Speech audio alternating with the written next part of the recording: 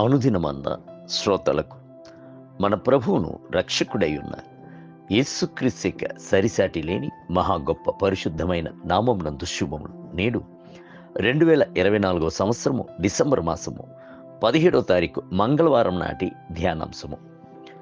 దేవుని చిత్తమును చేయవలెను. మత్తయి సువార్త 7వ అధ్యాయము 21వ వచనమందు, పరలోకమందున్న నా తండ్రి చిత్త ప్రకారము చేయువాడే పరలోక రాజ్యంలో ప్రవేశించును గాని నన్ను చూచి ప్రభువా ప్రభువా అని నన్ను పిలుచు ప్రతి వాడును పరలోక రాజ్యంలో ప్రవేశింపడు. మీ జీవితం యొక్క ఉద్దేశమును మీరు తెలుసుకున్నట్లయితే నిశ్చయముగానే విజయవంతమైన జీవితమును జీవించెదరు. భూమి మీద 3 రకములైన చిత్తములు కలదు. అందులో ఒకటి మనుషుని యొక్క స్వచిత్తము, తరువాతది సాతాను యొక్క చిత్తము, మూడవది దేవుని యొక్క చిత్తము. నేడు లోకమునందు అత్యధికమైన జనులు తమ యొక్క స్వచిత్తమును చేసి మనస్సును శరీరమును కోరుకున్న దానిని నెరవేర్చుకొనుచు ఉన్నారు. నాకంటూ బుద్ధి ఉన్నది, నాకు తెలివితేటలు ఉన్నది, నాకు నా జీవితమును చక్కబెట్టుకొనుటకు తెలియను అని అతిశయముతో మాట్లాడుచున్నారు. దీనిని స్వచిత్తము అని చెప్పుచున్నాము.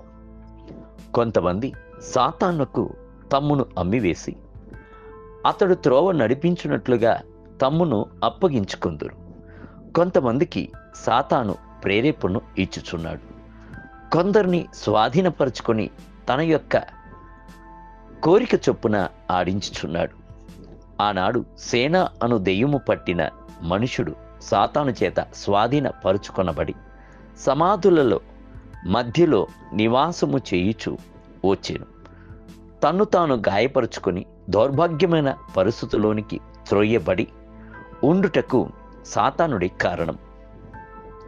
అయితే దేవుని చిత్తమునకు సమర్పించుకున్నప్పుడు ప్రభు మిమ్ములను బహు చక్కగా నడిపించును.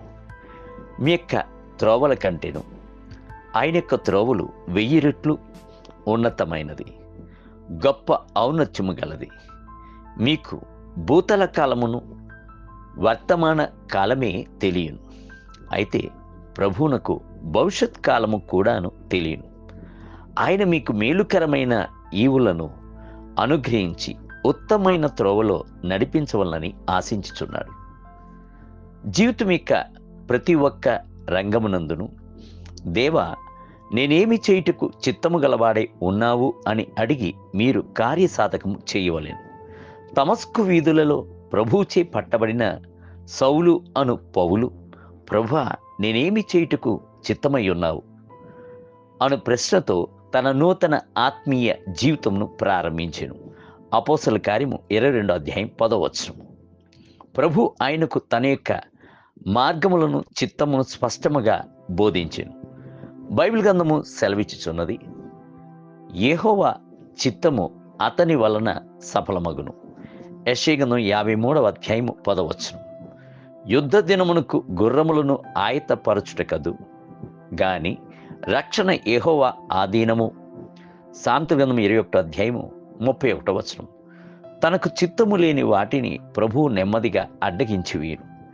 యేసుక్రీస్తు గెత్సెమనే తోటలో తండ్రి యొక్క చిత్తము మాత్రమే నెరవేర్చబడవలనని ఆసక్తితో ప్రార్థించెను. అంత మాత్రమే కాదు, సాధ్యమైతే ఈ గిన్నె నా యొద్ద నుండి తొలగిపోనిమ్ము, అయినను నా ఇష్ట ప్రకారం కాదు నీ చిత్త ప్రకారమే కానిమ్ము అని తండ్రి యొక్క చిత్తమునకు సమర్పించుకొని ప్రార్థించెను. మత్తయి సువార్త 26వ అధ్యాయము 39వ వచనం. దేవుని బిడ్డలారా, నేడు దేవుని చిత్తము చేయుటకు మిమ్ములను సమర్పించుకొనుడి. ప్రభువు మిమ్ములను త్రోవ నడిపించుటకు ఆసక్తి గలవారై ఉండుడి. నేటి ధ్యానమునకై నీకు ఉపదేశము చేసేదను, నీవు నడవలసిన మార్గమును నీకు బోధించేదను, నీ మీద నా కనుదృష్టిని ఉంచి నీకు ఆలోచన చెప్పేదను.